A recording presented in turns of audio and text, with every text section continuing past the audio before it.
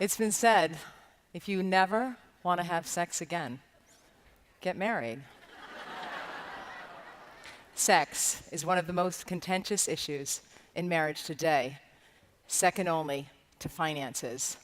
There are many married couples that have not had sex for months, even years, and that's okay, as long as they're okay with it and happily married.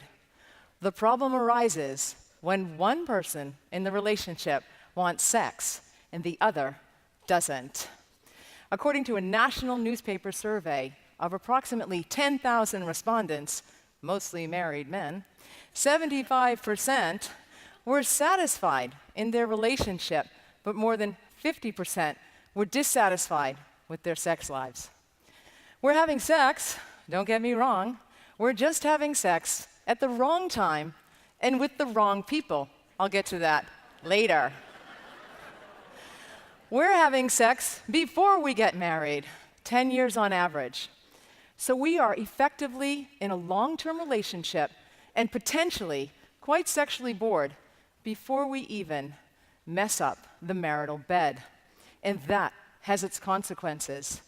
Most brides today do not have sex on their wedding nights, and 50% of men would not have married their spouse had they known their marriage was going to be sexless. So, everybody wants to know just how much sex are married people having, whether they are in heterosexual relationships or same-sex unions. You all want to know what's going on at the Joneses. Well, not much. Only about 7% of married couples set the sheets ablaze. Most married couples have sex a little bit more than once a week for the first decade of their marriage. It decreases after that. So they have sex about 58 times a year. And 20% of marriages meet the criteria as a sexless marriage. And that, defined by the experts, is sex less than 10 times a year. So why aren't we having sex in our marriages?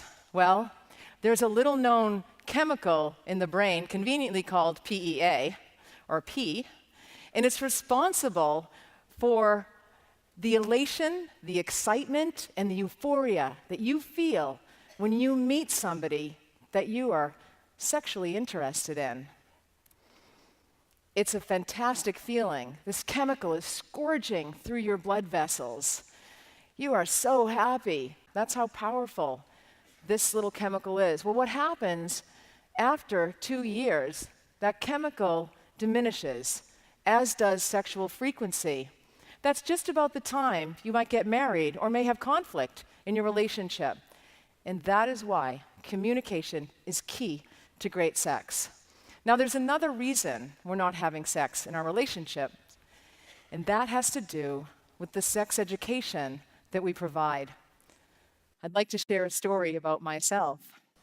When I was a teenager, my mother came racing into my bedroom, and she said, "Maureen, please tell me you have not allowed a boy to French kiss you."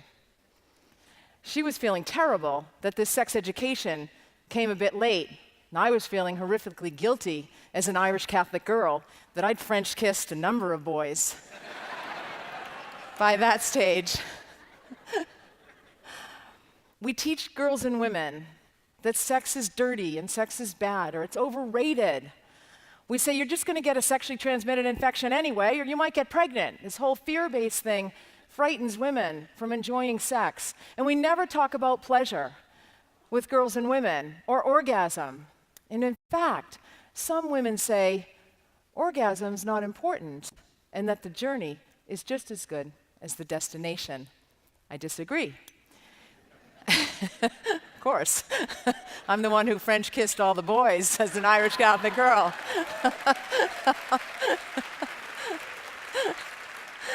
It's like getting on a train with your lover, and you are going to the most pleasurable place on the planet. You are so excited. You're getting lubed up with all the free drinks they're giving you. This is amazing.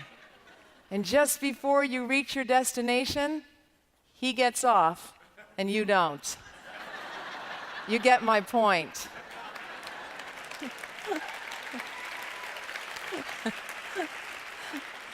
Now, the sex education we have for boys and men, that's entirely different. It's a global program, it's free, it's accessible to everybody, and it's known as internet pornography. Fantastic. And it does nothing to teach men and boys about intimacy, which is really important to men and boys, or how to make love to anybody. Also, we have a paucity of information about sexual health for our LGBTQI community, and we need to add to that. Now, marriage can rapidly go from holy matrimony to holy hell, with the finances, the kids, the houses, the illness. I mean, you may have signed up for sickness and health, but that was long before you'd ever witnessed a man cold. And how about that richer or poorer thing? Ladies, we're going to have to start going for richer. Most women today are working inside and outside of the home. We're doing the lion's share of the housework because, according to research, men don't feel they're that good at it. And we're bridging the gap between growing children and aging parents. We are exhausted doing it all and never doing it. And when we are doing it, we're checking our smartphones. 10% of people check their smartphones during sex. 35% immediately afterward. We are connected to the internet.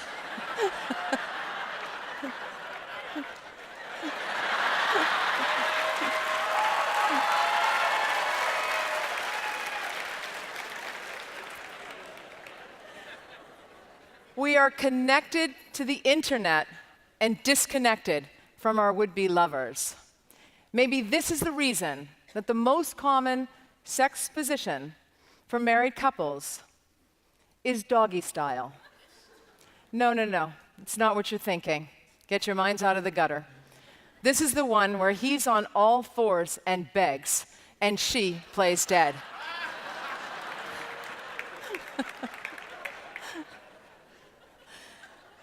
I have a clinical practice where I see patients that have sexual dysfunction. And there are two questions that I ask everybody. And the first one is, are you sexually active? It's obvious. And when I ask women, they never say yes or no. Well, they never say yes, but they never say yes or no. They say, sometimes, sort of, I'm not sure. He is. Or they say, I'm married. I say, well, that means no to me.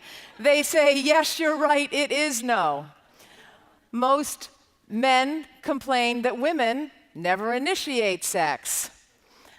The reason for this is because, once again, the sex education we provide to women. Women falsely believe that female sexual interest, desire, precedes sexual activity, when in actuality, it is sexual activity that prompts sexual interest and desire. Sexual arousal emerges as a result of sexual activity. So, you guys, I know, intimacy is important to you. And the most important question that reflects this that I received from you is, how much masturbation is too much masturbation? So I just say, well, as long as you can go to work, you should be fine. And then I realize that that's perhaps all that you're doing at work. So I know intimacy is important. You want to come home and you want to make love to your wife if you're in a heterosexual relationship. So after a long and quite possibly very hard day, you come home to a bit of chaos perhaps, but you've just got sex on the mind, and she says, did you remember the milk? And you're like, darn, the milk. I forgot the milk. Don't beat yourselves up about it. If not for the milk, we have Facebook, Hormones, I'm feeling a little tired tonight. My stomach's sticking out. I'm feeling kind of fat. Can't do it tonight. Didn't we have sex last month? And you're like, that was actually last year? You don't get it. I mean, literally, you don't get it. But you're like, she's amazing. She works in and outside of the home. She does a great job with the kids. She volunteers. She even has time for girls' nights out. So I brought a friend home after one such girls' night out. As we approached her house, drove up, she looked up to her bedroom window, saw that the lights were on, and she said, Donnie's waiting up for me.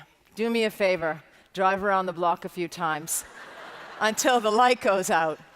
I said, listen, you get in there and make love to your husband before somebody else does, because that is one thing that will increase a woman's sexual desire when someone else wants her man.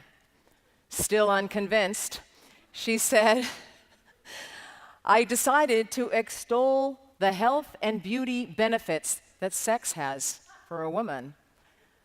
A youthful glow, better sleep, wrinkle-free skin. Keep driving, she said. There is a device that will increase anybody's sexual desire, and that happens to be the Mercedes-Benz 4MATIC convertible SL. And it comes in 64 colors. But if that doesn't do it, the desire to have a baby will rev up any woman's sex drive. The problem is, having that baby is likely to kill it, along with any marital eroticism a couple may have had. Because a lot of people believe that motherhood and being sexual is incongruous. John followed me on LinkedIn for 2 years before he mustered up the courage to make an appointment about his sexless marriage. He'd been married for 7 years, and they had never consummated the relationship. Their parents were pressuring them to have children because they wanted grandchildren. When they came into my clinical practice, the second question that I ask everybody that enters my clinical practice, most unfortunately, is, have you ever experienced sexual abuse or unwanted sexual advances as a child? This was the first time this gentleman had learned that his wife had experienced sexual abuse as a 6-year-old at the hands of her best friend's father. She thought sex was dirty. She hated sex. We need a worldwide moratorium on ending sexual violence on our children, boys and girls, because it happens to both.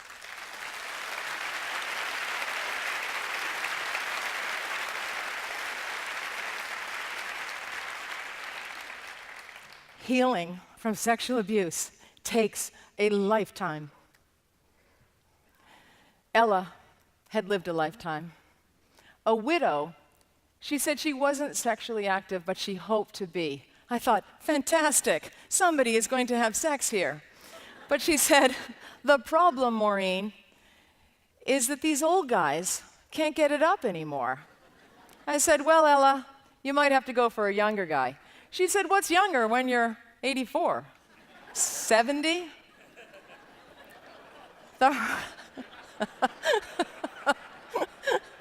Yes, some of you are saying.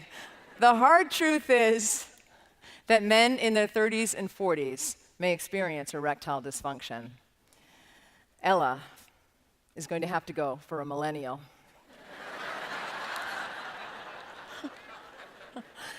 So you're all probably thinking, what's the big deal? Why treat my erectile dysfunction? Well, I liken the penis to a plane. If the pilot can't get the plane up in the air and keep the plane in the air for the entire trip, there's probably a problem with the engine. So if you can't get your penis up and keep it up for the entire sexual experience, there's likely a problem with your engine. Well, that's your heart. Erectile dysfunction is the canary in the coal mine, and it may signify cardiovascular disease. It may also indicate diabetes. So these two medical conditions, in addition to low testosterone, stress, substance use and abuse, excessive alcohol consumption, unresolved conflict, financial issues, all of those may contribute to low sexual desire, and you may end up in a sexless marriage. George, presented to my clinical practice. At age 40, he decided to settle down. He was marrying a beautiful and accomplished woman in a few months. There's only one problem. George was gay. George could not bear to tell his family that he was gay because he felt it would have shamed the entire family. I said, George, you're going to end up in a sexless marriage. He said, tell me something I don't know. So George said to me, his plan was this. Well, when my parents die, I'm then going to divorce this woman, and I'm going to marry the man that I love. And I said, George, you are not thinking straight.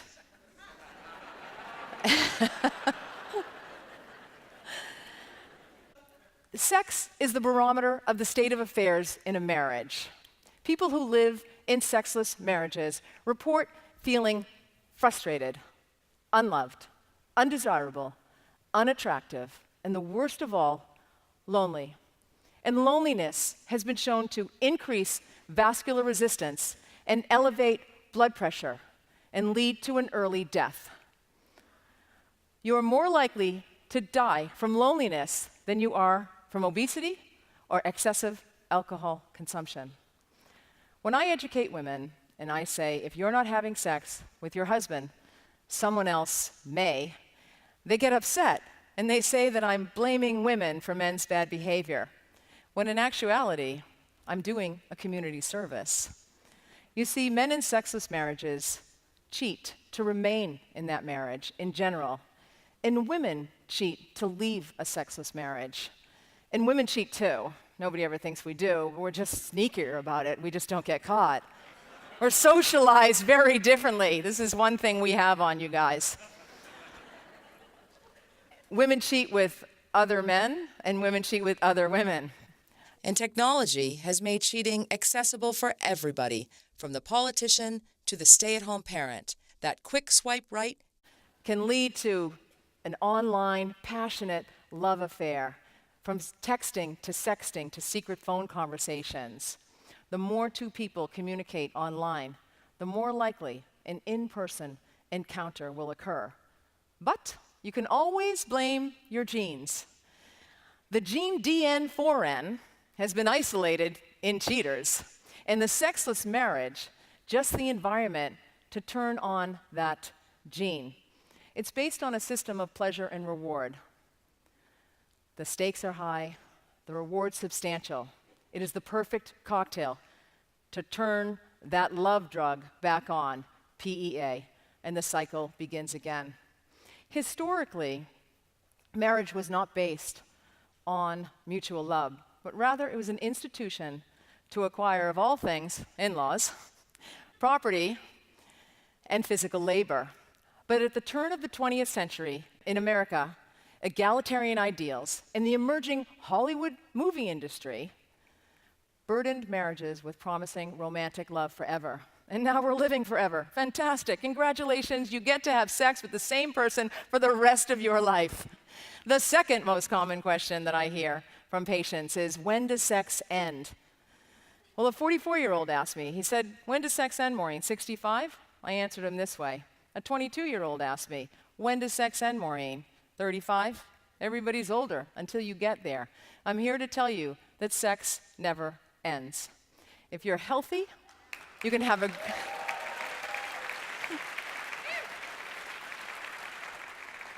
If you're healthy, you can have a great sex life well into your 80s and 90s. Sex is good for you. Sex is healthy, yet sex is shrouded in shame. In the ancient aristocracies, the wealthy men had courtesans for pleasure and concubines for quick sex. In the way we're going, computers will be our concubines, internet pornography our mistress of the day.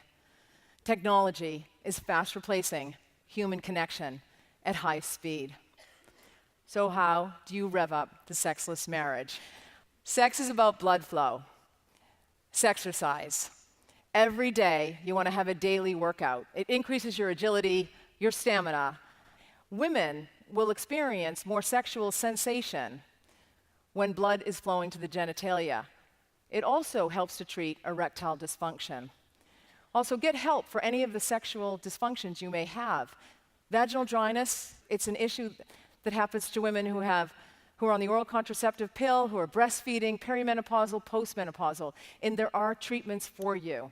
Pay more attention to your spouse than you do your smartphone. Spend more time in your bedrooms than you do your boardrooms, or your bedrooms are going to become boardrooms. Deal with your marital issues. Go to sleep in the same bed at the same time, and don't bring anything or anyone into your marriage except for a great sex toy and a darn good sex therapist. You must establish guidelines that govern those moments when you are struck by someone's attractiveness outside of your marriage. But don't think for a second that you have to have sex with the same person for the rest of your life. That's not what I mean. In your mind, that is. Fantasy is key. Your brain is your largest sex organ. And one more thing, I would like to leave you all off with a bang. Settle all marital arguments in the bedroom naked.